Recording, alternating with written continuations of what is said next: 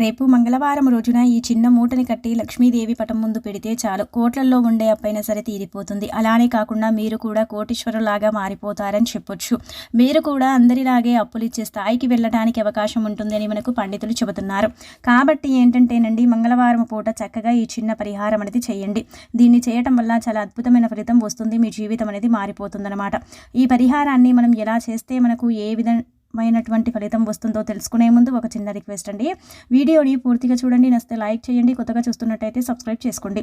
ఇక వీడియోలోకి వెళితే ఏంటంటే కనుక, మంగళవారం పూట ముఖ్యంగా ఈ నియమాలు పాటించుకుంటూ ఈ చిన్న పరిహారం కనుక చేసుకున్నట్టయితే ఎంతో కొంత అప్పు నుంచి మనం బయటపడగలుగుతామని మనకు పండితులు చెబుతున్నారన్నమాట.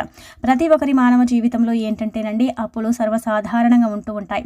అప్పుల వల్ల కొన్ని విషాదాలు కూడా జరుగుతూ ఉంటాయి. అప్పు తీర్చలేక మనం చాలా ఇబ్బంది పడిపోతూ ఉంటాము. ఏం చెయ్యాలో అర్థం కాదు, బాధ కలుగుతూ ఉంటుంది, ఇబ్బంది కలుగుతూ ఉంటుంది, రోజు రోజుకు అప్పు పెరుగుతూ ఉంటుంది. అయినప్పటికీ కూడా అప్పుని తీర్చుకునే మార్గాలనేవి ఉండవు. అప్పుని తీర్చుకునే పరిహారం అంటూ ఉండగా మనం చాలా ఇబ్బంది పడిపోతాం కదా. అలాంటి వాళ్ళండి ఏకైక పరిహారం చాలా చక్కగా ఉపయోగపడుతుంది. లక్ష్మీదేవి ధనదేవత కాబట్టి ఆ అమ్మవారి పటం ముందు కనుక ఈ మూటని కట్టి పెట్టుకుంటే మన అప్పు అనేది తీరటానికి అవకాశం ఉంటుందని కూడా మనకు పండితులు చెబుతున్నారన్నమాట. కాబట్టి ఇలా ఆచరించండి. మనం ఏంటంటేనండి, అప్పుండేవారు మంగళవారం పూట కొన్ని నియమాలను పాటించుకోవాలి. గుర్తుపెట్టుకోండి, మంగళవారానికి కుజుడు అధిపతి కాబట్టి ఏదైనా మనం మంగళవారం తప్పు చేస్తే మళ్ళీ మన చేత ఏంటంటే ఆ తప్పుని కుజుడు చేయిస్తాడని శాస్త్రాలు చెబుతున్నాయి. కాబట్టి మంగళవారం పూట మీరు ఏం చేయండి అంటే కనుక, ఎరుపు రంగులో ఉండే దుస్తువులని అస్సలు ధరించకూడదు. మంగళవారం అప్పుండేవారు ఎరుపు రంగులో ఉండే దుస్తువులు ధరిస్తే మన అప్పు పెరగడానికి అవకాశం ఉంటుంది. పూర్వకాలంలో ఏంటంటే మన పూర్వీకులు అప్పుండేవారు మంగళవారం పూట ఎరుపు రంగు దుస్తువులను అస్సలు ధరించేవారే కాదట. ఇక అలాగే కాకుండా ఇంకొకటి ఏంటంటే కనుకనండి, మనము మంగళవారం పూట ఎర్ర కంది పప్పుని తినకూడదు. ఎరుపు రంగులో ఉండే టమాటాలను కూడా ఆ రోజు ఇంట్లో కోసి వండుకోకూడదు. అలా కనుక కోసి వండుకుంటే కుజుడికి కోపం వచ్చి మన అప్పుని ఇంకా పెంచుతాడని కూడా మనకు పురాణాలు చెబుతున్నాయి. కాబట్టి ఇలాంటి చిన్న చిన్న నియమాలు ఇవి అందరికీ తెలిసి ఉంటాయి. కొంతమంది పాటించరు, కొంతమంది మూఢనమ్మకం అనుకుంటారు. ఎవరి ఇష్టం వారిది. కానీ పాటించడం వల్ల మనకు మంచి జరుగుతుంది, చెడైతే జరగదు. కాబట్టి ఇలా ఆచరించండి. అలానే కాకుండా ఏంటంటేనండి, మీ అప్పుని తీర్చుకోవడానికి, మీరు అప్పుల నుంచి బయటపడటానికి ఈ పరిహారం ఇప్పుడు మనం చెప్పుకునేది చేయండి.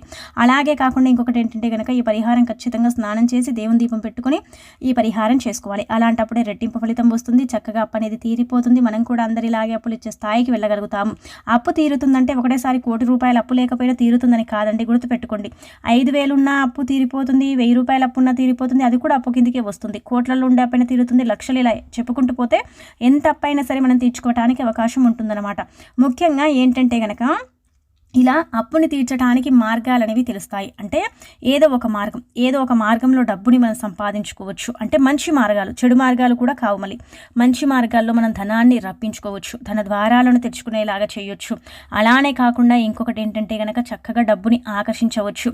ఇలా రకరకాలుగా ఉంటూ ఉంటాయన్నమాట. పరిహారం చేయటం వల్ల మనకు సిద్ధించి ఏదో ఒక రూపంలో మనకు ధనం అనేది మన చేతికి రావడానికి అవకాశం అనేది ఉంటుందని శాస్త్రం చెబుతుంది. కాబట్టి ఖచ్చితంగా ఇలా ఆచరించండి. మీరు ఏం చేయండి అంటే కనుక, ఉదయం చేయాలి పరిహారము. అంటే ఉదయమైనా సాయంత్రమైనా ఎప్పుడు చేసిన ఫలితం వస్తుంది. ఇక్కడ చూస్తున్నారు కదా, ఇది వచ్చేసి ఏంటంటే కనుకనండి, మీరు ఇలా చక్కగా ఒక వస్త్రాన్ని తీసుకోండి. మీరు అనుకోవచ్చు, ఎరుపు రంగు దుస్తువులు ధరించకూడదన్నారు కదా, మరి ఎరుపుది వాడొచ్చు అండి అంటే, ఎరుపు ప్లేస్లో మీరు మనం ఎల్లో కలర్ క్లాత్ను కూడా తీసుకోవచ్చు. పరిహారానికి వాడచ్చు. ఎరుపు రంగు అంటే లక్ష్మీదేవికి ఇష్టం కాబట్టి తొందరగా అప్పును తీర్చడానికి కూడా ఉపయోగపడుతుంది. కాబట్టి మీరు ఏం చేయండి అంటే కనుకనండి, ఇలా ఒక ఎరుపు రంగు వస్త్రం కానీ పసుపు రంగు వస్త్రం కానీ ఈ రెండిట్లలో ఏదో ఒకటి తీసుకోండి. తీసేసుకొని అందులో చిన్న బెల్లం ముక్కని పెట్టండి, చిటికెడు కుంకుమ, పసుపు, కొంచెం గంధము, అలానే అక్షంత్రలు, అలాగే వచ్చేసి ఏంటంటే కనుక కాస్త కర్పూరము, ఒక ₹11 లేదా ₹10 చిల్లర నాణ్యాలను మాత్రమే పెట్టుకోవాలి. నోటుని పెట్టకూడదు. ₹11 ఉంటే ₹11 పెట్టండి. ₹11 ధనం కోసం చేస్తామన్నమాట. అలాగే కాకుండా ఈ కుంకుమ, పసుపు ఇవన్నీ కూడా మంగళకరమైనవి, అమ్మవారికి ఇష్టం కాబట్టి ఇవి ఖచ్చితంగా మూటలో పెట్టాలని శాస్త్రం చెబుతుంది. ఆ తర్వాత బెల్లం ముక్క చిన్నది పెట్టుకోవడం వల్ల బెల్లము అప్పుని తీర్చేస్తుంది, డబ్బు కూడా అప్పుని తీర్చేస్తుంది. డబ్బుతో డబ్బు పరిహారం చేస్తే ఖచ్చితంగా అది సిద్ధిస్తుంది. ధనంతో ధన పరిహారం చేసుకుంటే ధన ద్వారాలు తెరుచుకుంటాయి, ధనం రావడానికి అవకాశం ఉంటుంది. అప్పుని తీర్చుకునే మార్గాలు మనకు ఆ దైవం చూపుతుందన్నమాట. కాబట్టి డబ్బుని ఖచ్చితంగా పెట్టాలి. ఇక ఆ తర్వాత బెల్లం విషయానికి వస్తే బెల్లం చాలా అద్భుతమైన పదార్థం, చాలా శుద్ధి అయిన పదార్థము, చాలా శక్తివంతమైన పదార్థము. కాబట్టి బెల్లముతో పరిహారము చేసుకున్నట్టయితే ఖచ్చితంగా అప్పు తీరిపోవటానికి అవకాశం ఉంటుందని కూడా మనకు పండితులు చెబుతున్నారన్నమాట. కావున ఏంటంటే గనక మంగళవారం పూట చక్కగా ఇలా ఆచరించండి. ఇలా ఆచరించేసి మంచి శుభ ఫలితం పొందండి. క్లాత్ని తీసుకుని చిన్న బెల్లం ముక్కని పెట్టి చిటికెడు కుంకుమ, పసుపు, గంధము, అలానే కాకుండా అక్షంతలు మన ఇంట్లో ఉంటాయి కాబట్టి పసుపు బియ్యం కిందికి పరిగణించబడతాయి. కాబట్టి ఈ అక్షంతలు కొన్ని నీటిని మనం మూటలో పెట్టి ఆ తర్వాత కొంచెం పచ్చకర్పూరం ఉంటే అది పెట్టండి. ఒకవేళ మీ దగ్గర లేకపోతే మీరు ఏం చేయండి అంటే ఒక 2 కర్పూర బిళ్ళలు నార్మల్గా పెట్టుకోండి. పెట్టేసుకున్న తర్వాత 11 రూపాయలు పెట్టి చక్కగా సంకల్పం చెప్పుకొని దాన్ని మూట కట్టి లక్ష్మీదేవి పటం ముందు పెట్టాలి. ఉదయం ఈ మూటని కట్టి లక్ష్మీదేవి పటం ముందు పెట్టినప్పటికీ కూడా సాయంత్రం వరకు కూడా ఉంచి దీన్ని మీ వీలుని బట్టి సాయంత్రం తీసుకెళ్లి రావి చెట్టు మొదట్లో పెట్టిరండి. లేకపోతే తెల్లారైనా సరే తీసుకెళ్లి రావి చెట్టు మొదట్లో పెట్టండి. ఎప్పుడు పెట్టినా కానీ తెల్లవారేసరికి మనం ఏ టైంలో అయితే దీపం పెడతామో ఆ టైం దాకి మనం తీసుకెళ్లి దాన్ని రావి చెట్టు మొదట్లో పెట్టొచ్చు. లేదంటే సాయంత్రం కూడా చక్కగా తీసుకెళ్లి రావి చెట్టు మొదట్లో పెట్టుకోవాలి. అలా పెట్టుకోవడం వల్ల కూడా మన అప్పు అనేది తీరిపోవడానికి అవకాశం అనేది ఉంటుంది అని మనకు పండితులు చెబుతున్నారనమాట. పండితుల ప్రకారం ఏంటంటే గనక ఈ పరిహారం చాలా అద్భుతమైన పరిహారం. దీన్ని విధి విధానంగా ఆచరించడం, దీన్ని నమ్మకంతో చేయటం కనుక చేసుకున్నట్టయితే మన అప్పు అనేది తీరిపోవటానికి అవకాశం ఉంటుంది. అలానే కాకుండా అప్పు ఉందని బాధపడే వారికి ఇదొకటి చక్కటి మార్గం అని చెప్పొచ్చు. అటు దైవ అనుగ్రహం కలుగుతుంది, ప్రకృతి అనుగ్రహం కలుగుతుంది, అప్పులు తీర్చుకోగలుగుతాము, అప్పు నుంచి బయటపడగలుగుతాము, అప్పుల బాధ అనేది ఉండదు. మళ్ళీ మనకి ఏంటంటే కనుకనండి చక్కటి యోగం కూడా కలగటానికి అవకాశం ఉంటుందన్నమాట. డబ్బుని ఆకర్షించుకోవడానికి, ధన ద్వారాలను తెచ్చుకుని ధనాన్ని మన ఇంటికి రప్పించుకోవడానికి, ధనం అనేది వస్తువు వాహన రూపంలో రావడానికి, అలానే కాకుండా దైవం ఏదో ఒక రూపంలో డబ్బుని పంపించడానికి కూడా ఉపయోగపడే పరిహారం అని మనకు పండితులు చెబుతున్నారన్నమాట. కాబట్టి మంగళవారం పూట ఖచ్చితంగా ఇలా ఆచరించండి. కానీ మీరు ఇలా చేశారు, ఇలా చేస్తున్నాము, ఇలా చేస్తేనే మాకు ఫలితాలు వచ్చాయి అనేసి ఇతరులతో పంచుకోకండి. మీరు చెయ్యండి, చేస్తే మీకు ఎంతో కొంత ఫలితం వస్తుంది. ఒక వారం చేశామండి ఫలితం రాలేదు అని మీరు నెక్స్ట్ వారమే చెయ్యకండి, మధ్యలో గ్యాప్ ఇవ్వాలండి. అంటే ఇప్పుడు ఒక వారం చేసుకుంటే ఒక 2 వారాల మధ్యలో వదిలేసి మళ్ళీ చేసుకోవాలి. ఎందుకంటే వెంటనే అది సిద్ధించడానికి కొంచెం సమయం పడుతుంది కదా. కాబట్టి ఏంటంటే కొద్దిగా సమయాన్ని కేటాయించి ఆ తర్వాత మళ్ళీ మనం చేసుకోవాలని శాస్త్రం చెబుతుందన్నమాట. కానీ ఖచ్చితంగా సిద్ధిస్తుందండి. 99.99% అయితే 1% ఎందుకు రాదు, పరిహారం ఎందుకు సిద్ధించదంటే కనుక ఒకవేళ మన స్థితిగతి బాగాలేకపోతే, ఒకవేళ మనకు అన్ని కూడా అనుకూలించకపోతే, మనకి ఇబ్బందులు ఉంటే ఈ పరిహారం అయితే కొంచెం సిద్ధించదు. అంటే 1,00,000లో ఒకరికి ఏమో సిద్ధించదు, అంతేకాని మ్యాక్సిమం అయితే అందరికీ సిద్ధించడానికి అవకాశం ఉంటుందని కూడా మనకు శాస్త్రం చెబుతుందన్నమాట.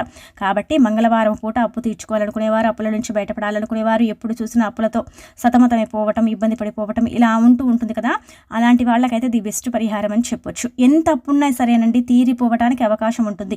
ఈ బెల్లము డబ్బే మన అప్పుని తీర్చేస్తుంది, లక్ష్మీదేవి అనుగ్రహాన్ని సంపూర్ణంగా ఇస్తుంది. అలానే కాకుండా అమ్మ ఏదో ఒక రూపంలో ధనాన్ని మనకు అంటే అందించేలాగా కూడా ఈ 2 చేస్తాయి, బెల్లము ఈ యొక్క డబ్బు. అంటే డబ్బు లక్ష్మీదేవి రూపము, బెల్లం కూడా లక్ష్మీదేవికి ఇష్టకరమైన పదార్థము. బెల్లము నివేదన అయ్యే పదార్థం కాబట్టి దానితో మనం పరిహారం చేస్తున్నాం. కావున మనకు ఫలితం అనేది రావడానికి అవకాశం ఉంటుందన్నమాట. కావున ఏంటంటే కనుక ఖచ్చితంగా ఇలా ఆచరించేసి మంచి శుభ ఫలితం అనేది పొందండి. ఈ పరిహారం మీరు నమ్మకంతో చేయండి. మాకు ఫలితం వస్తుందండి, మేము చేయగలుగుతాము, ఫలితాన్ని పొందగలుగుతామండి అనుకోని కనుక మీరు చేయండి, తప్పనిసరిగా మీ అప్పు అనేది తీరుతుంది. కానీ రావి చెట్టు దగ్గరికి వెళ్ళిన తర్వాత రావి చెట్టుది తాకి చక్కగా ఏంటంటే నమస్కారం చేసుకొని ఈ మూటను అక్కడ పెట్టండి. దేవతా వృక్షాలు ఉండే రావి చెట్టు దగ్గరికి వెళితే అక్కడ రావి చెట్టుని తాకేసి సంకల్పం చెప్పుకొని, అంటే మన అవసరం కోసం చేశాం కదా, మా అవసరం కోసం చేశాము, మా అప్పు తీరాలని చేశామనేసి సంకల్పం చెప్పుకొని అక్కడ పెట్టేసి రావటం వల్ల కూడా మన అప్పు అనేది తీరిపోవడానికి అవకాశం ఉంటుందని మనకు పండితులు చెబుతున్నారనమాట. కాబట్టి ఇలా వదిలేసి రండి. అలా పెట్టేసి వచ్చిన తర్వాత ఆ మూటని ఎవరిప్పినా మనకు పెద్దగా సంబంధం ఉండదు. ఎందుకంటే మనం అప్పు తీర్చుకోవటానికి చెడుని ఏదైతే ఉంటుందో దాన్ని తొలగించుకున్నాము, చెడు శక్తి నుంచి మనం బయటపడాము, చెడు నుంచి మనము విముక్తి కలిగించుకున్నాము, అప్పు తీర్చే మార్గం అనేది మనకు తెలుస్తుందన్నమాట. కాబట్టి ఏంటంటే పరిహారం చేయండి. ఈ పరిహారం చేసిన ఒక 24 గంటల్లో మనకు ఎంతో కొంత అంటే ఇబ్బంది అనేది తొలగిపోతుంది, ఎంతో కొంత ధనం వస్తుందని ఒక నమ్మకం రావటం, ఇలాంటివి మనం చూడగలుగుతామని మనకు పండితులు చెబుతున్నారు. కాబట్టి ఆచరించండి, ఫలితం పొందండి. చాలా అద్భుతమైన ఫలితం అనేది వస్తుంది, మీ జీవితం అనేది మారిపోతుంది అనమాట. ఇది మంగళవారం పూట ఖచ్చితంగా చేయాల్సిన పరిహారం అని కూడా మనకు శాస్త్రాలు చెబుతున్నాయి. కాబట్టి శాస్త్రాల ప్రకారం ఈ పరిహారానికి చాలా ప్రాధాన్యత ఇస్తారండి.